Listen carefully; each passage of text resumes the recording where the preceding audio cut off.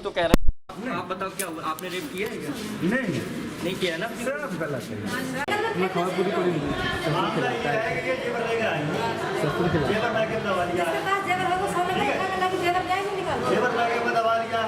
मगर ये कह रही है सुन, अरे दादा मेरे सुन तो लो मकसूद भाई, ये कह रही है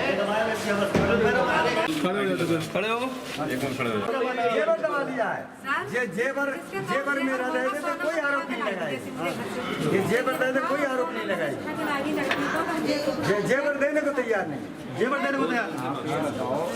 ये झूठ बोल रहे हैं, आप झूठ बोल रहे हैं। आपके दोनों देखो, ससुर और पिता आपके दोनों है, ये सच्चे हैं, ये ससुर और पति दोनों है। जेवर वाला क्या मामला है?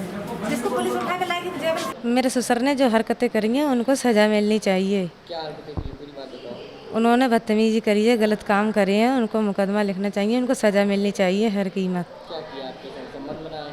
हाँ, अच्छा, पूरी बात बताइए, क्या चाहती हैं आपके ससुर ने, कैसे क्या किया था? तमंचे के बल पे तमंचा लेके घुसे थे, आदमी मेरे घर नहीं थे। हाँ। फिर तो जो मैं अकेली चीख रही तो तमंचा इन्होंने टेक दिया मेरे गर्दन पे चाकू। बहुत सारे औजार रहते हैं इनके घर पे। उन्होंने ऐसा यूँ किया कि ये मेरे फेवर में आ जाए, मेरा लड़का कोई दूसरे से लगा हुए रहते हैं। अच्छा। हाँ। तो आपके पति को दवा भी खिला? हाँ, क्या करते थे? दवा खिला दी, उल्टी खिला दी दवा। अब तो वो बेकार होगा, नाकाबिल हैं, ना मर्द हैं। कौन खिलाता था? बाप क्या खाई की दवा? जे ना मर्द हो जाए वैसा ये करते हैं। मैं अपने ससुर के फेवर में आती रहा हूँ, हमेशा ये कहते हैं तू मेरे हाथ मेरे उसमें जो मैं कहूँ वो कर, मेरा कहना मान। तेरी शादी कर दी है लेकिन तू मेरे मुट्ठी में रहेगी, मेरे अंटर में रहेगी, ये कहते हैं। इसके खिलाफ वो तो बाप के ही तरफ आए, जितना बाप कहते हैं उतना ही करते हैं। आप क्या चाहती हैं? मुकदमा चाहती हैं, उन्हें सज़ा मिलनी चाहिए जल्द से जल्द। अच्छा, पर यहाँ क्या कहा जा रहा है, क्या बताया जा रहा है? यहाँ ये लोग क्या बता रहे हैं? मैं क्या समझी। कहते हैं? अभी आपकी सुनवाई हो रही है परामर्श केंद्र में, क्या कहते हैं कि ये लोग आपके यही पति कहते नहीं हैं, रहे ये लोग यही कहते हैं कि इनके खिलाफ मुकदमा होना ज़रूरी है। लोग कहना है शरीर के हिसाब से तुम जो है उससे उसके निकाह से अलग हो गई हो, तो क्या करोगे? बस मुकदमा चालू कर दो, उनको बाप को सज़ा मिलनी चाहिए। ये बताओ कि बाप के बारे में पूरी बात बताओ। बाप किस तरीके का है, किस तरीके से, क्या शुरुआत से ही आपके संग गलत काम करता था? वो तो सभी फैलों में है, अरे गुंडक्ट में से मानो उन्हें तो। अच्छा। हाँ, शादी कब हुई थी, पूरी बात बताइए। मेरी शादी अब 1-2 महीने के बाद 2 साल हो जाएंगी। अच्छा, हाँ, फिर ये कैसे शुरू से नहीं हरकत? 2-4 महीने में सही रखा था, फिर उन्होंने उल्टे काम करते करते अब तो मैं मैके ज़्यादा रहती हूँ, जब से मैके ही मुझे फेंक दिया, जब से उल्टी दवाइयाँ खाई हैं और बलात्कार किया है। अच्छा, कितनी बार संबंध बनाया वो ससुर ने? एक बार बना लिए, दूसरी बार चले थे तो मैं पड़ोस में चली गई थी, भाग गई थी। बहू के संग कुछ नहीं किया है हमने, कुछ नहीं किया है बहू के संग। अच्छा, वो आरोप लगा रही है। वो आरोप लगा रही है, झूठा आरोप लगा रही है। ये झूठा, हाँ झूठा आरोप ये लगा रही है कि ससुर ने बलात्कार किया। हाँ, ये झूठा आरोप लगा रही है। हैं?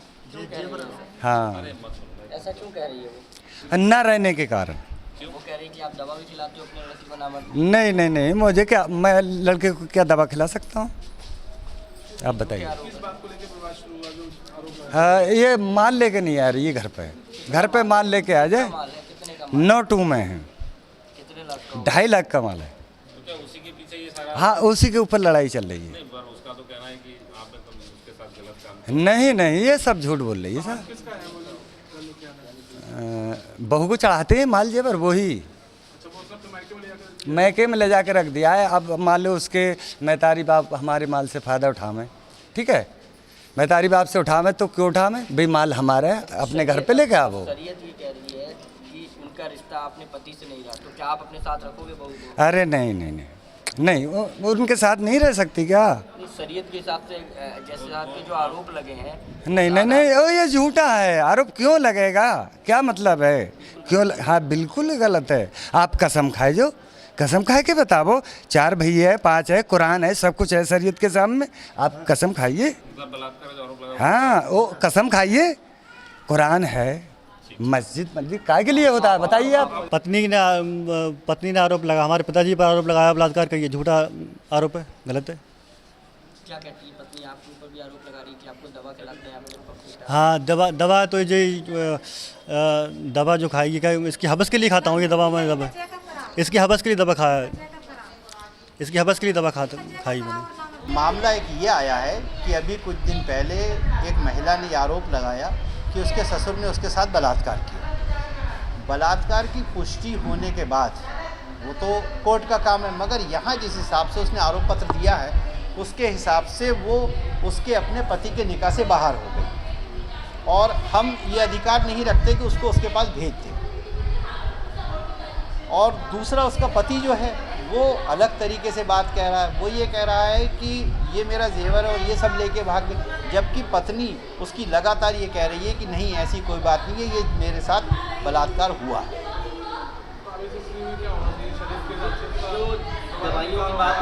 दवाइयों की बात यह है कि उसका अपने ससुर पे आरोप यह है कि मेरी ससुर मेरे लिए ऐसी दवाई ला के देते थे, मेरे दामाद बेटे को अपने हस्बैंड को खिलाते थे कि ये बिल्कुल नामर्द हो जाए और वो उससे लगातार संबंध बनाए रखे। अब शरीयत के हिसाब से क्या है? शरीयत तो साहब इसका हुक्म ये देती है कि वो जिस वक्त उसके शौहर के साथ मतलब उसके ससुर ने जब उसके साथ बलात्कार किया तो वो अपने पति के निकाह से खारिज हो गई, वो अपने पति के पास नहीं जा सकती जब तक वो क्लियर नहीं हो जाती बात। और जब महिला बार बार यही कह रही कि मैंने बलात्कार हुआ, तो हम शरीयत के हिसाब से उसको उसके पति के पास नहीं भेज सकते। फिर भी वो पत्नी ये कह रही है कि मैं अगर कोई समझौता करूंगी किसी तरीके का तो इसलिए करूंगी कि ये अपने बाप के ऊपर बलात्कार का मुकदमा लिखाए, तब मैं जाऊंगी इसके साथ। नहीं, वो काउंसलिंग इस बात की हो रही है कि वो मुकदमा लिखा है तब मैं साथ जाऊंगी, फिर शरीयत के जो भी हुक्म होंगे उनको मान के मैं उनको फॉलो करूंगी। अब ये तो पहले लड़का तो राज़ी हो ना कि वो अपने बाप पे, कोई भी लड़का अपने बाप पे बलात्कार का मुकदमा कैसे लिखाएगा ये वो सोचे, हम थोड़ी बता सकते हैं इस बारे में। जिस तरीके से खातून ने इल्ज़ामात लगाए हैं, ऐसी सूरत में शौहर उसके लिए हराम हो गया, क्योंकि ससुर जब ज़िना करता है तो वो औरत जो उसकी बहू है तो वो लड़के पे हराम हो जाती है। और शरीयत में ऐसा कोई अभी सिस्टम नहीं है कि इस तरीके से किए हुए ज़िना किए हुए औरत को दोबारा शौहर के पास भेजा जाए। अगर दूसरी कोई और शक्ल होती, तलाक दे दी होती, तो उसमें हलाले का प्रावधान है और इद्दत होती। इद्दत गुजरने के बाद फिर वो वापस शौहर के साथ में अपनी ज़िंदगी गुजार सकती थी, मगर ऐसी कंडीशन में कोई ऐसा प्रावधान नहीं है जिसमें शौहर को के साथ दोबारा जो है उसको भेजा जाए। कानून ने, शरई कानून ने इसकी मनाही की है और ये सरासर हराम है।